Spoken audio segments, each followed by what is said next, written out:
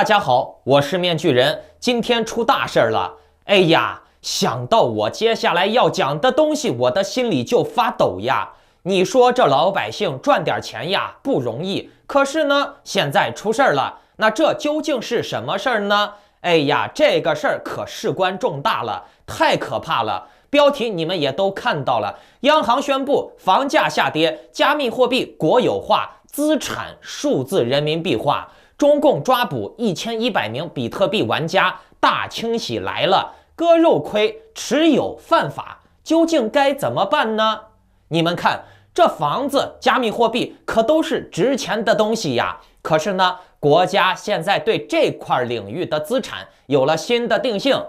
第13届陆家嘴论坛在上海举行，论坛上呢，央行行长易纲、银保监会主席郭树清、证监会主席易满等重磅嘉宾都发表了主题演讲，而且呢，这个主题演讲重点的喷了房价和加密货币呀。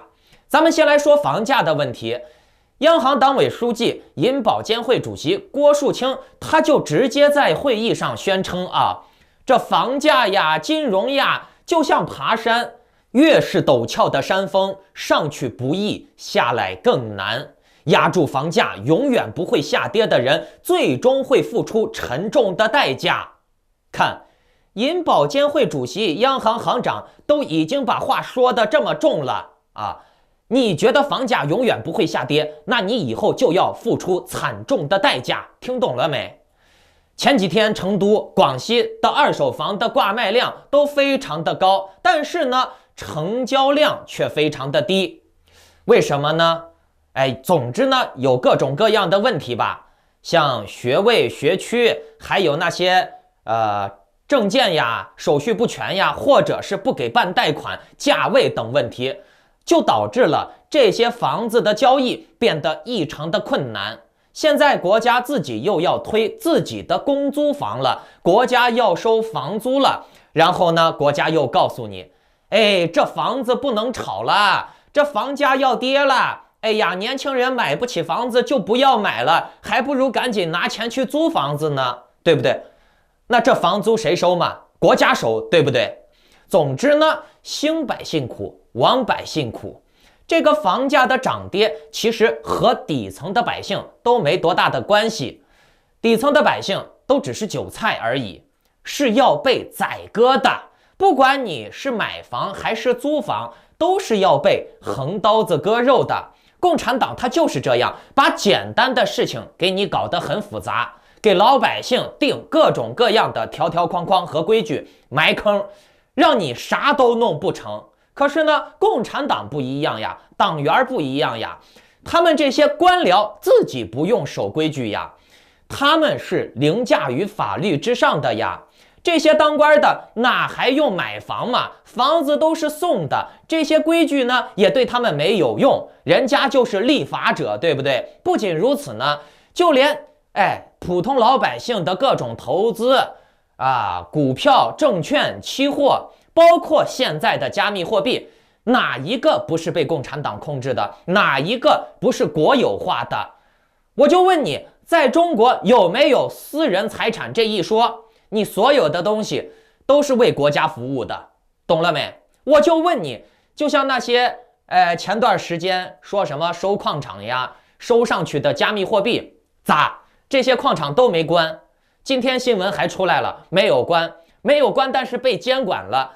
那你说这些矿到了谁手里？共产党收上去的这些矿，他还能把这些矿都扔了不成吗？对不对？他自己不拿这些玩意儿去变现吗？去套钱吗？这是很简单的人之常情，对吧？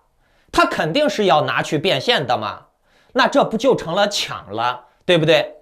对了，给大家说一则新闻啊，那就是中国公安部本周稍早表示，已经拘捕了约有1100多名涉嫌利用加密货币洗钱的嫌犯。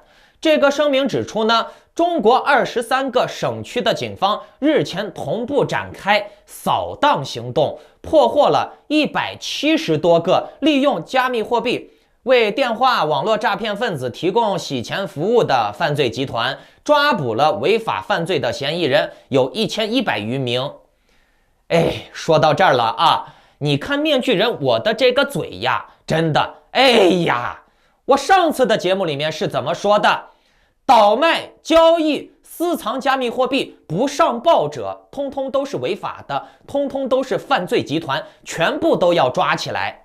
这把人抓起来了以后呢，共产党只给你一个公告说，你们都是违法犯罪，用加密货币诈骗洗钱。可是呢，这个开庭、举证、审判都不是公开的。你共产党想把人抓了以后，然后呢就定罪，就完事儿了，财产充公，对不对？哼，面具人，我告诉你们一个笑话啊，那就是中国的法律是世界上最复杂的、种类最繁多的之一。然而呢，中国的政府也是世界上最腐败的，没有之一。合着这个法律根本就是对当官的没有用嘛，对不对？你说这些人他卖加密货币，他怎么能知道别人买了他的币去干啥呢？对不对？我开个商店，我卖菜刀我卖水果刀，结果呢，这个人把我水果刀买了，拿去捅人，你也怪我卖刀子吗？是不是？哎，欲加之罪，何患无辞？面具人，我也不排除这个当中有人投机取巧，有人搞诈骗的。但是呢，你说玩加密货币的人多了，有人卖币，有人买币，有人兑换，合着你说我这个量，或者是形成了一定的团队了，那就叫做组织性、集团性的犯罪了吗？而且呀，这个央行行长易纲呀、周小川呀、郭树清呀，他们还都说了，加密货币现在想要进入支付领域，已经错过了最佳的时机了，并且呢，加密货币的涨跌呀、兑换呀，都是一个麻烦的事儿麻烦，错过了最佳时机了，那这可该怎么办呀？对了，对接数字人民币就不错过时机了，对接数字硬钱包就不麻烦了，对不对？面具人，我就把这个话放到这儿了加密货币领域以后呢，会直接对接数字人民币，你买加密货币也好，或者是买房干啥的也好，都得以数字人民币为基准单位不信咱们走着瞧。好了，面具人昨天也说到了要给大家讲一下割肉的艺术，对不对？是这样的面具人，我想给大家说，投资是具有风险的，但是呢，割肉呢是更极具有风险的。咱们不说合约合约这种东西说不准，人为操控性太强，交易所从后台就可以看到数据，然后呢，他就会根据数据来决定是否拔网线。如果交易所觉得他要亏了，那他肯定就要拔网线。所以呢，合约这种东西它甚至都是与运气无关的。你赌博可能还看运气，那你玩合约呢，真的是跟运气没有关系。咱们就说现在的这个现货现货割肉，我就以狗狗币来举例子。狗狗币是最近它一直在长期横盘，而且呢，这横着横着还动不动跌一下，基本呢它就没有合适的涨幅，而且呢，狗狗币也几乎没有什么被动收益。狗狗币的挖矿难度非常的大，设置起来呢也非常的复杂，挖矿的效率也不高，而且呢还要买显卡，买了显卡你还要费电，所以呢种种门槛就限制了这个普通玩家非发烧级别的，基本呢他们就只是持有现货，而很难去挖狗狗币去准备设备。而狗狗币这样长期的横盘，那你的钱始终是在亏的。我们来算一笔账狗狗币目前大家都在说的是$1，比如呢你是0.5买入的，那从0.5上涨到$1，你也只有2倍的利润期待。可是呢，这狗狗币上到$1以后究竟要多久呢？谁也给不了你个答案。横盘1年上$1，还是横盘半年上$1，对不对？咱们就按1年算1年减掉狗狗币自带的15%的通胀，再减掉15%的中国通胀，也就是你最多只有70%的收益，这已经是最理想的情况了。就是狗狗币涨到传说中的$1，这还没算跌呢，还没算短期的波段呢，对不对？同样的，咱们回过头再来看看 Cake 或者是蛋糕币，还有这个平头哥，咱们就拿 Cake 来说吧。平头哥也有流动性挖矿啊 ，Cake 大家熟悉一点吗？这个 Cake 的流动性挖矿啊，它只需要在网页上操作，3分钟就能搞定。然后呢，每个月就能产生10%左右的收益。于是呢，你看蛋糕币和狗狗币同样是横盘，这1年下来，大家都是2倍的利润期待。可是呢，如果狗狗币跌了呢？如果蛋糕币跌了呢？狗狗币跌了以后，狗狗币是纯跌，而蛋糕币的1倍的收益期待，它就是1倍的收益期待。它挖出来的矿就已经是1倍了，它可以帮你抗跌。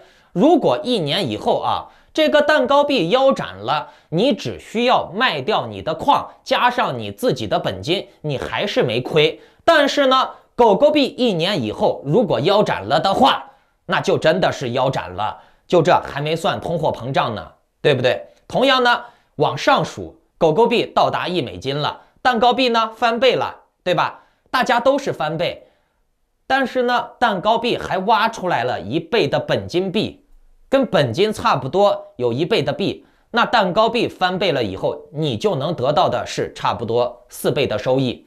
那面具人，我就想问你，谁的利益期待大？是狗狗币上$1，还是蛋糕币也翻倍了？谁的利益期待大？对不对？同样的，我们再退一步来看看短期看看短线。大家都知道，大跌之后就是大涨，随着一次又一次的大跌，一次又一次的反弹，那别的币都很抗跌，跌完了以后反弹的力度也很大。可是呢，狗狗币就惨了。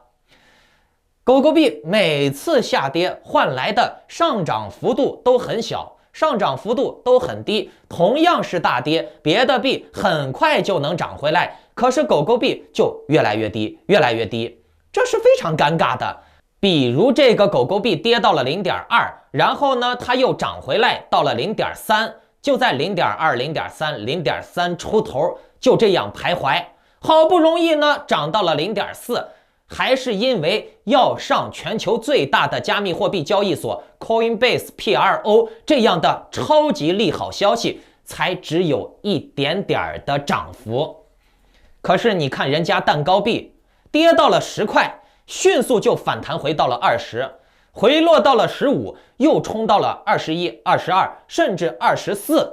就这还没算在这个期间你挖出来的币你赚的钱呢，对不对？这就是狗狗币这种消息币相比蛋糕币这种有生态的币的劣势。如果说没有消息，那狗狗币就会横到那儿不动，除非呢马斯克呀或者是其他的利好消息拉着狗狗币向上走。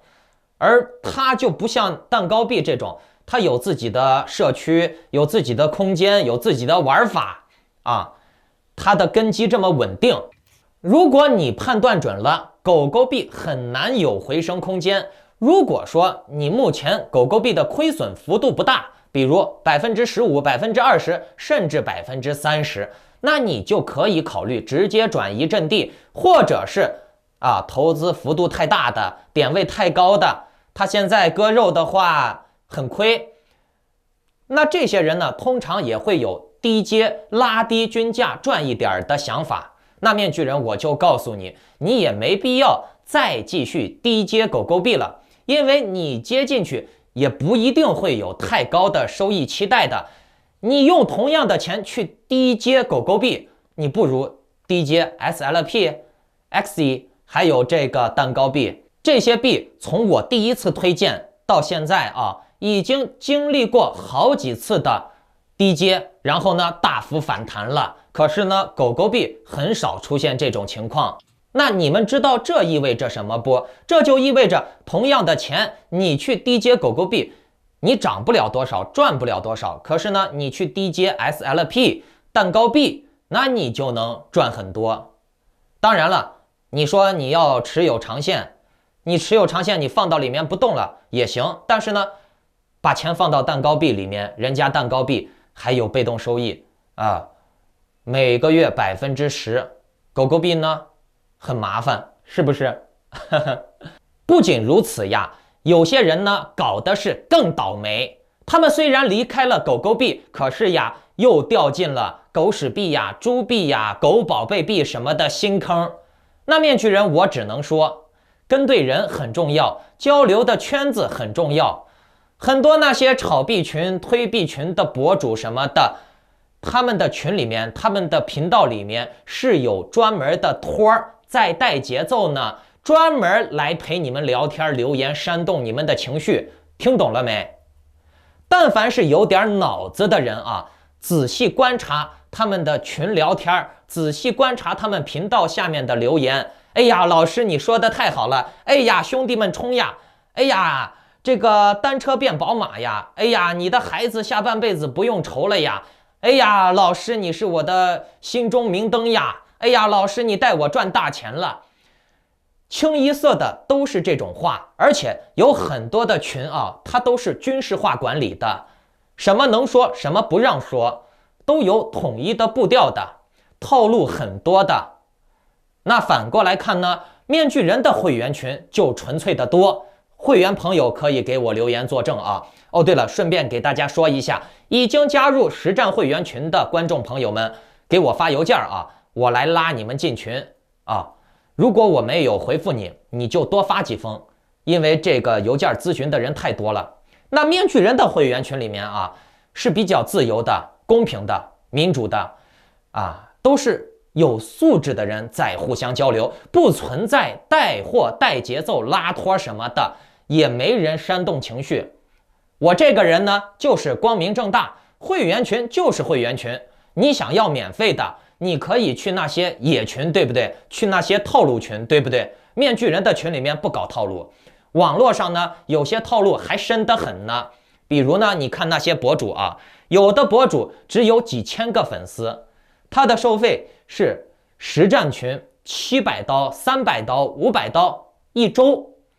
有些博主呢，他明明就只有几千个粉丝啊，自己明明搞的就是收费会员，然后呢，先在自己的频道里面说，哦，他的群是免费的会员群，然后你进到了免费的会员群以后呢，再需要私聊他，单独的交钱把你拉进真正的会员群。有些博主呢，就把自己装的神神秘秘的，看起来像是个世外高人一般，然后呢，嘴里面就念叨着各种各样的你听不懂的专业术语，而且呀，还要在你的电脑屏幕上面给你画线，各种各样的精彩的、奇异的、随心所欲的线，它都能画出来。今天给你说这个 K 线走成了 V 型，明天就说这个 K 线走成了 M 型，后天就说这个 K 线走成了 L 型。总之呢 ，ABCDEFG 32个英文字母，哦不对，28个，哦不对，24个，反正面具人我也不知道是多少个，开玩笑的了。总之呢，所有的英文字母，它全部都能给你拿 K 线画一遍啊。你不觉得这搞笑吗？啊，面具人我不装逼，你知道吗？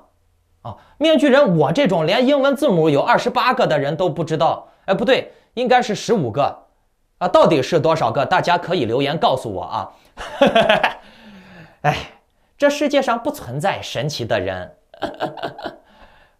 等这些博主把 K 线啊 ABCDEFG K 线全部画完了以后，然后呢，专门安排机器人托儿在自己的频道下面啊去留言、去互动、去搜集联系方式，美其名曰我在节目里面说哦，我不跟观众交流，我只是分享，然后呢开小号跟人家单独联系。你说这网上的套路多不多？嘿嘿嘿，面具人就是简单纯粹，我想干啥我就干啥，我说在明面上，我不玩这种阴套路，背后捅刀子。那至于那些什么无产主义战士，我建议你还不是适合看面具人的时候啊！天下哪有白吃的午餐嘛，对不对？你看那些个天天想着打土豪分田地的、搞文革的那些人，跟着共产党吃软饭的人，最后呢，死的最惨的就是他们，是不是？你去看看中国共产党割韭菜割的最狠的，就是那些贪小便宜的，想要共产党替他做主，想要共产党帮他打土豪分田地的人，自己呢又想白吃白喝白拿。那好，如果有想要加入面具人的会员群组的，屏幕下方有我的联系方式，我们会经常在群里面分享一些买入卖出的信号。当然了，群里面也有我邀请的一些专业人士啊。点赞、订阅、转发到3个平台以上，截图发到我的邮箱，就可以获得会员专属的优惠哟。哦，对了，发邮件之前一定要仔细的审阅邮箱地址，错一个字儿都是骗子冒充的。好，我们下期再见。